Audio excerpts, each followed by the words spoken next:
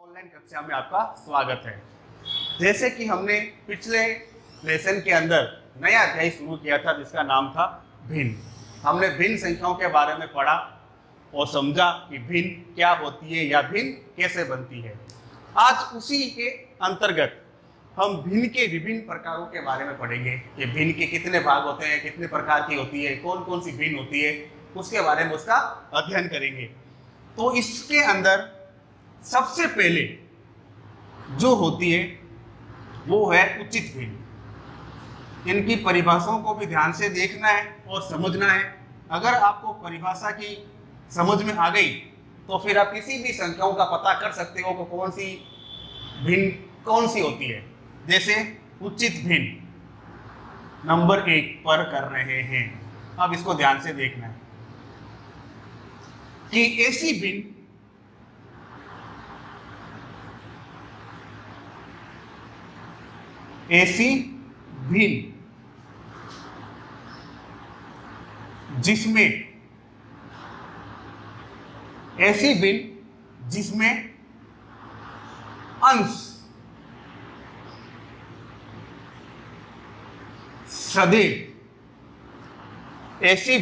जिसमें अंश सदैव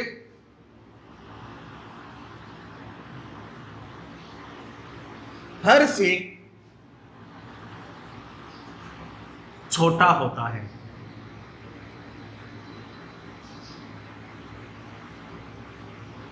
वह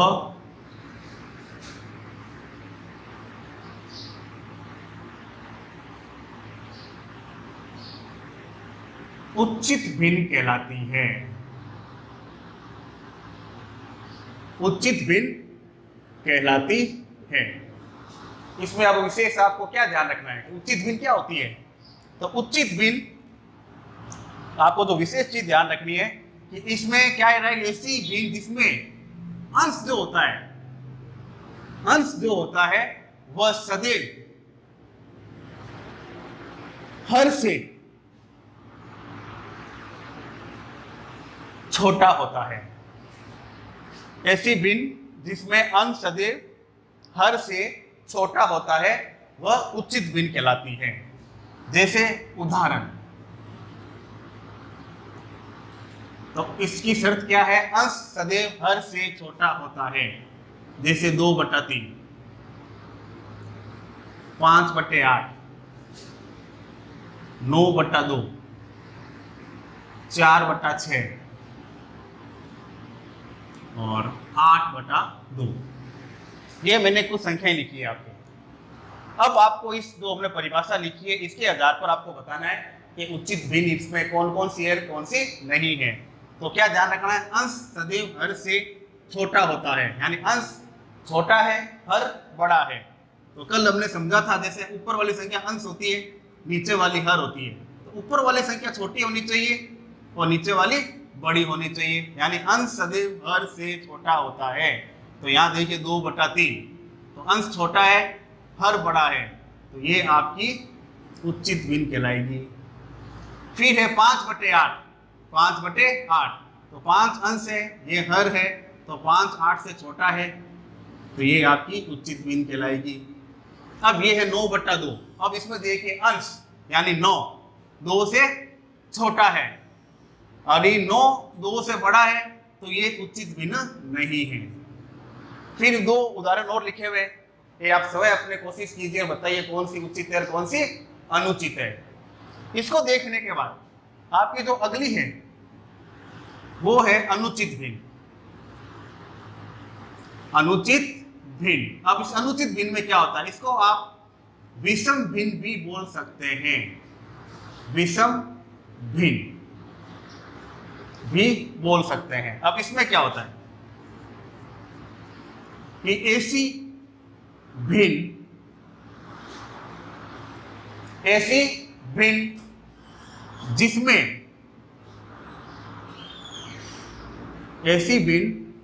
जिसमें अंश सदैव हर से बड़ा होता है। वह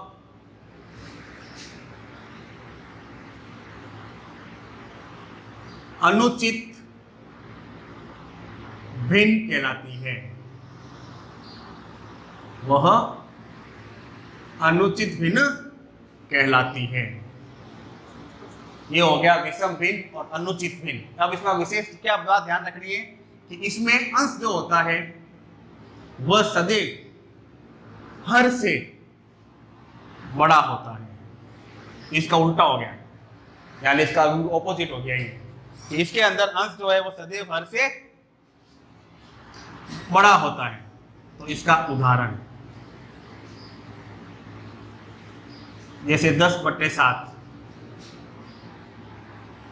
6/3, 3/4, 4/2,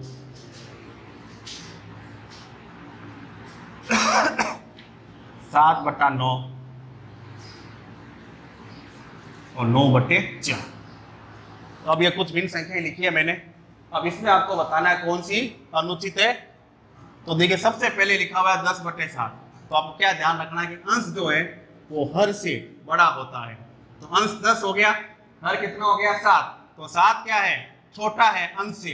तो ये आपकी अनुचित या विषम भिन्न हो गई। फिर है 6/3। तो देखिए अंश 6 है, हर 3 है। तो 6 क्या है, 3 से बड़ा है। तो ये आपकी अनुचित भिन्न हो गई। अब ये है 3/5। कितना है, 3/5। इसके अंदर अंश कितना है, 3, हर कितना है 5। तो इसके अंदर आपका जो अंश है वो हर से छोटा है। तो इसका मतलब ये संख्या आपकी अनुचित भिन्न नहीं है।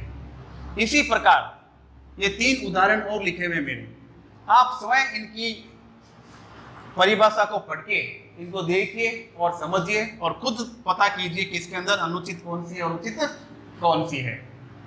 उसके बाद में आपका तीसरा है वो है मिश्रित भिन्न। मिश्रित भिन्न। अब ये मिश्रित भिन्न क्या होता है,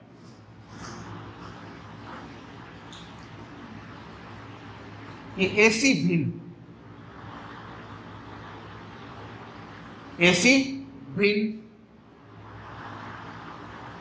जिसमें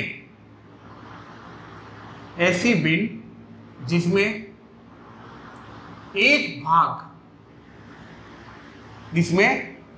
भाग पूर्ण होता है। एक भाग पूर्ण होता है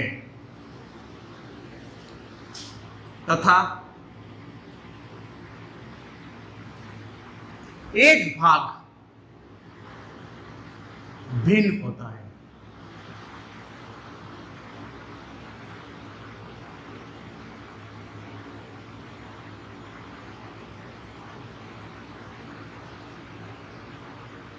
ऐसी भिन्न जिसमें एक भाग पूर्ण होता है और एक भाग भिन्न होता है, वह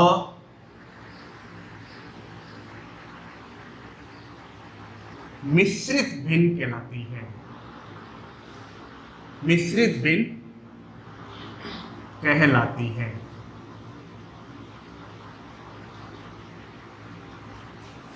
अब तीसरी है आपकी मिश्रित भिन्न। अब इसमें आपको क्या ध्यान रखना है आपको कि एक भाग पूर्ण होता है, एक भाग पूर्ण होता है और एक भाग भिन्न होता है। अब ये कैसे होता है, जैसे इसको उदाहरण के द्वारा देखते हैं अपन। एक उदाहरण, जैसे मैंने संख्या लिखी 2 सही 3/4,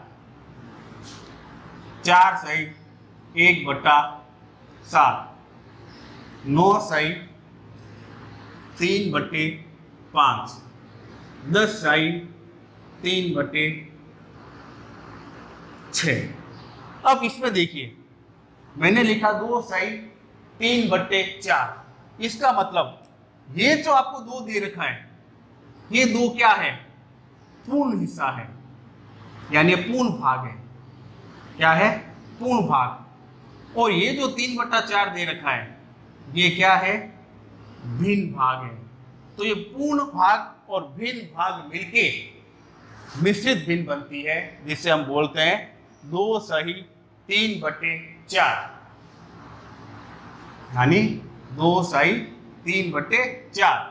इसी प्रकार अगला है 4 सही 1/7। तो ये 4 जो है ये पूर्ण हिस्सा है और ये 1/7 जो है ये आपका भिन्न का हिस्सा है। तो दोनों संख्याएं जब मिलती है तब ये पूरी जो संख्या बनती है ये मिश्रित भिन्न कहलाती है। जैसे 4 सही 1/7। अगला लिखा हुआ है 9 सही 3/5। तो ये 9 जो है आपका एक पूर्ण हिस्सा है और 3/5 जो है ये आपका एक भिन्न का हिस्सा है। जब ये दोनों अब संख्याएं मिलती है तो मिलने के बाद जो संख्या बनती है वो कहलाती है 9 सही 3/5, यानी यह मिश्रित भिन्न कहलाती है। तो आज हमने 3 भिन्न के बारे में पढ़ा, उचित भिन्न, अनुचित भिन्न और मिश्रित भिन्न, और आपको परिभाषाओं के द्वारा पूरा समझाया कि कौन सी भिन्न कैसे पहचान होती है।